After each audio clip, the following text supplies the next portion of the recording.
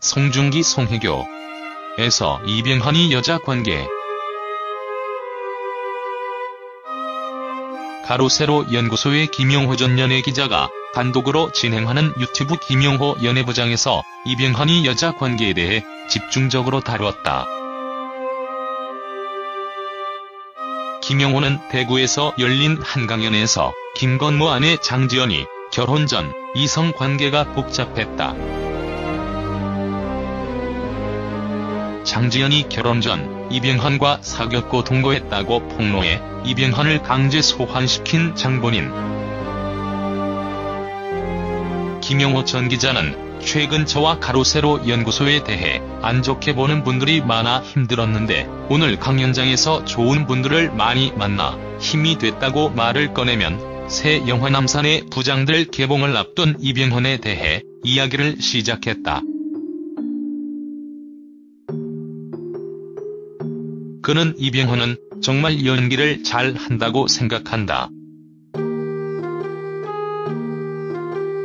하지만 연기만 잘하는 건 아니다. 이병헌을 실제로 보면 정말 매력적이다. 이병헌의 매력의 가장 큰 부분을 차지하는 게 목소리인 것 같다.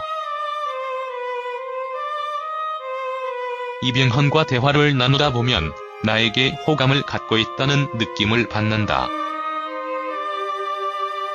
다정하다. 근데 착각이다.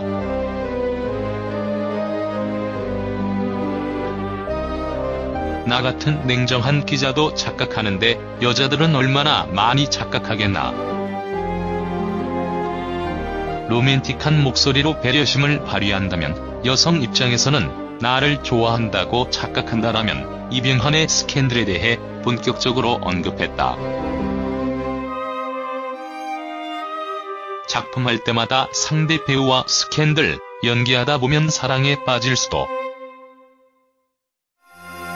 그는 연기를 하다가 사랑에 빠지는 건 문제가 되지 않는다고 본다.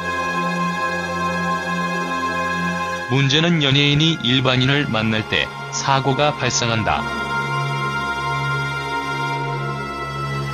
그래서 문제가 생긴 게 캐나다 체조 선수 사건이다. 내가 그 사건의 최초 제보를 받았던 사람이다. 야간 당직 중에 회사로 전화가 왔다.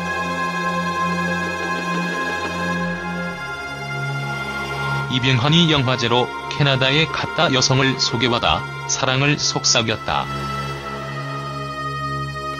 그녀는 그것이 진짜라고 생각했지만 이병헌은 아니었던 것이다. 여성을 착각하게 만든 이병헌이 문제라고 생각한다고 밝혔다.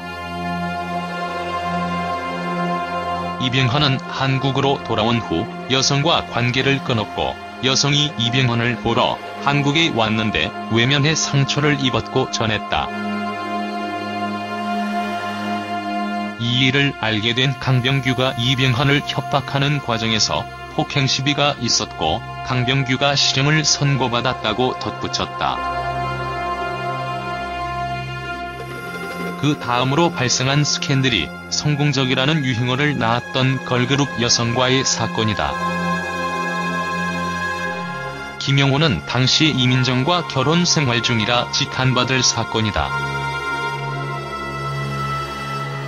그때 내가 도와주었다.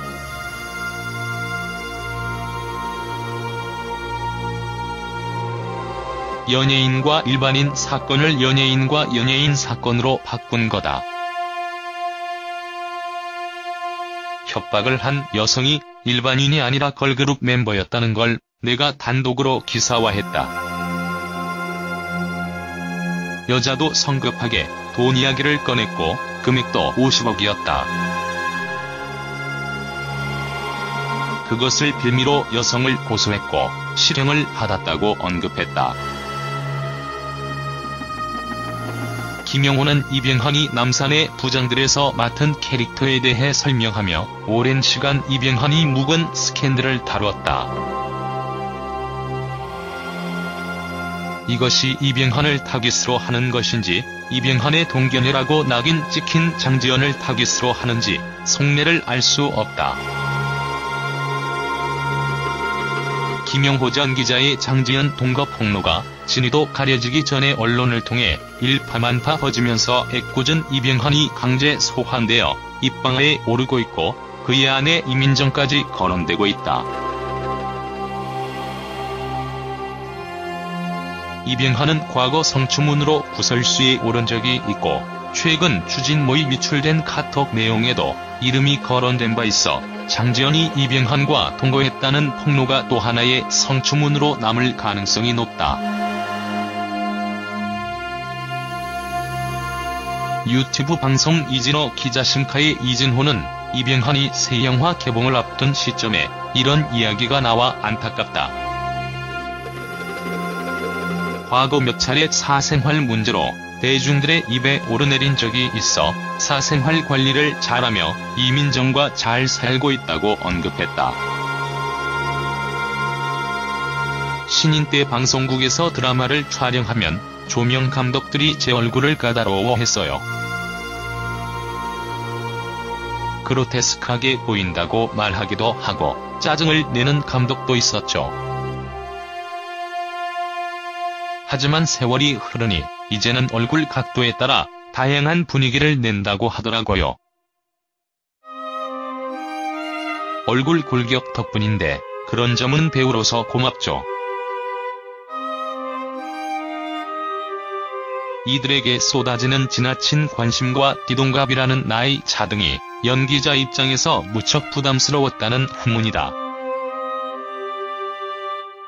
KBS 드라마 풀하우스를 촬영 중인 송씨는 현재 드라마 영화 CF 해외 활동 등으로 바쁘게 지낼 계획이며 아직은 결혼보다는 더 나은 연기자가 되기 위해 노력하겠다고 밝혔고, 이 씨는 후지TV의 다큐멘터리 촬영과 자신의 앨범 투미의 발매 협의를 위해 이날 일본으로 출국했다.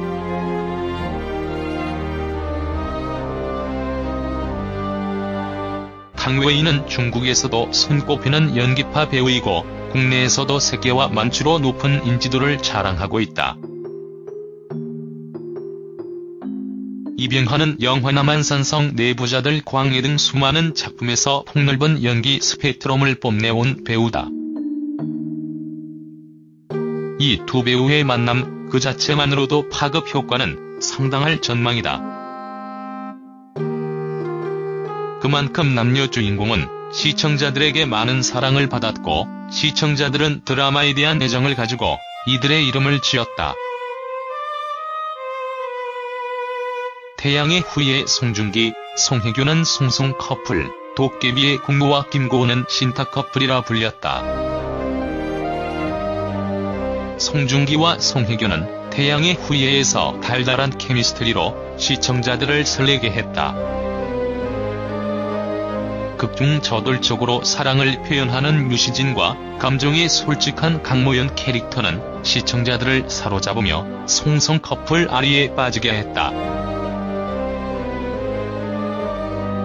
유시진, 강모연은 여느 커플에게서 볼 수 있는 밀당이 있기도 했지만 기본적으로 자신의 감정에 솔직하고 마음을 표현하는 커플이었다. 거기다 송중기, 송혜교의 섬세한 감정 표현, 그리고 달콤한 로맨스 연기가 더해져 시청자들은 두 사람이 사귀었으면 좋겠다는 반응을 보이기도. 팬들의 바람이 이루어져 송중기, 송혜교가 연인으로 발전했고 오는 10월 31일 결혼식을 올리며 부부의 연을 맺는다. 송송 커플이 아닌 송송 부부가 되는 것.